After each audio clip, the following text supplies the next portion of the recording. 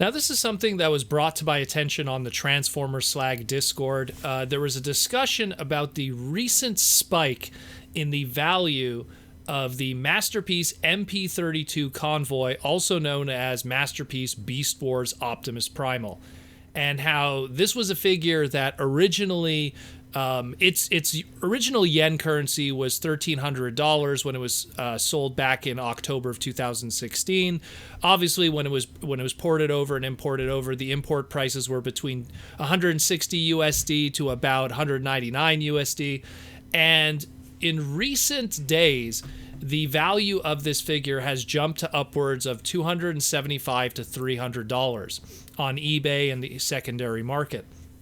And people were wondering what the heck is going on. And I just saw it and I just chuckled to myself, and it gave me pretty much a good excuse to do this video and talk about how hype sometimes it just completely influences the financial value of a Transformer figure. And it's something that really is a short-term gain.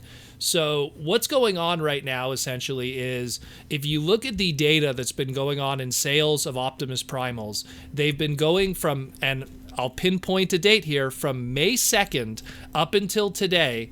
The last one being obviously May 12th was probably the last one sold. They've been selling between 250, 245, 275, 225. All of them have been going up in value, bidding wars, direct sales. And it's pretty obvious what's going on when you look at the sales of Optimus Primals in April.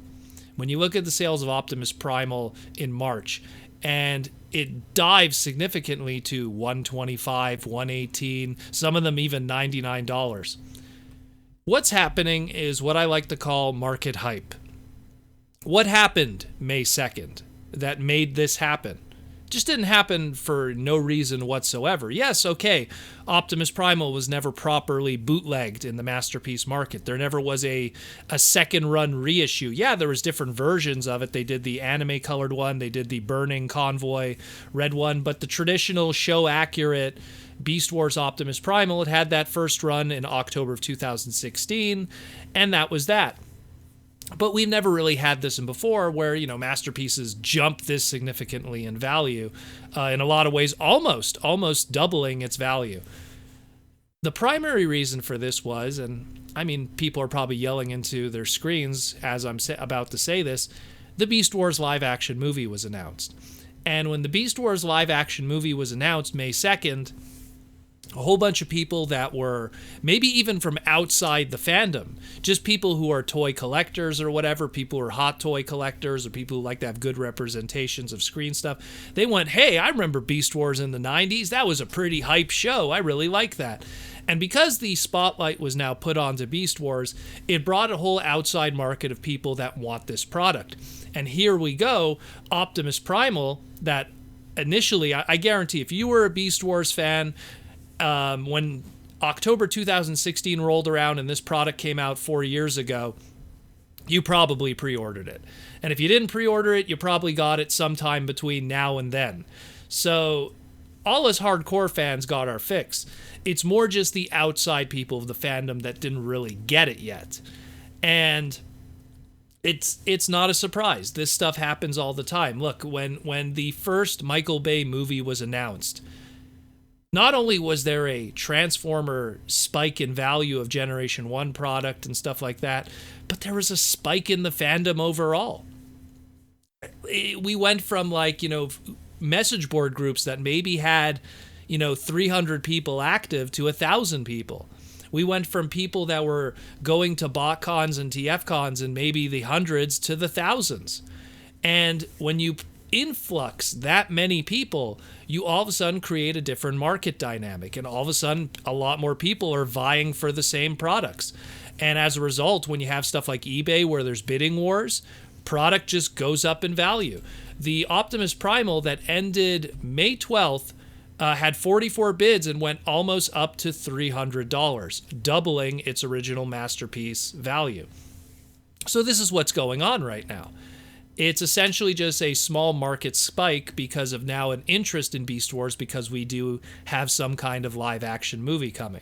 people who are outside of the fandom, they learn this news on any website. Like the original news that broke on this was with the Beast Wars live action movie was IGN and all the different kinds of news outlets for geek culture. So even if you're someone who's just a Marvel MCU guy who was a 90s kid, when you read this news, you went, hey, I remember Beast Wars as a kid. I want to get the best version of Optimus Primal.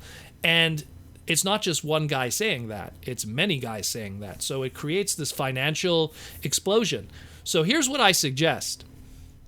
You could take advantage of this and sell your Optimus Primal now and take advantage of that, get the money that'll happen now, and then later on you could buy back your Optimus Primal, because I feel like anything else, this stuff then balances out afterwards. Not to mention that when the Beast Wars live action movie does come, there's going to be for sure reissues, re-releases. Obviously, there's going to be a new, resurgence of interest in Beast Wars product when that Beast Wars movie comes out. It's no surprise that when the Bumblebee movie came out, we also rolled out the Walmart G1 reissues, which started with a Bumblebee in the mini-bot line. Everything worked out perfectly. It's no surprise that when the 2007 Michael Bay movies came out, that there was a whole bunch of G1 reissues that came out in the American market. The standard book box reissues were in full swing, but we ended up getting like all these special anniversary ones. We got that Optimus Prime box set that came with the comic and the little voice box. Like there was all kinds of resurgence there too. So it's no surprise that when Beast Wars makes its big comeback with this live action movie, that the opportunities to get a lot of product will show up again. Now, look, it's a gamble. Maybe I'm going to be wrong, and when you sell your Optimus Primal for $300 here, it might jump up to $500, and then you'll make that mistake. But I say, judging by how it's been with Transformers in general, and not to mention how Takara and Hasbro are, if they see that there is a product that has demand, that people are paying big money for in the secondary market, more often than not, Hasbro just takes advantage of it and then reissues it again. I see that way too often. It happened with the original Seeker jets back in Classics and Universe. They saw what was going on with the secondary market and they took advantage of it. And then all of a sudden, there's Thundercracker. There's Thundercracker, there's the Coneheads. They're now all in the secondary market now in mainline, so you didn't have to spend big money on a BotCon exclusive. They know that when there's those big mainline stuff, and it's the same thing. Yeah, you could argue, oh, well, what about a Black Rodimus repaint or something? That's a minority thing in a lot of ways. That's something where there's a small, minute group of fans that are paying big money for it. But when you're talking something like a mainline character, like an Optimus Primal, they see a way to make money and they take advantage of it. Another good example was the original Masterpiece Grimlock. When that came out, along with the first American release, which was a Walmart exclusive, that thing just skyrocketed in value. It was going for $300, $400. And then what happened? It got reissued. It got reissued again. It got even better stuff in the reissue.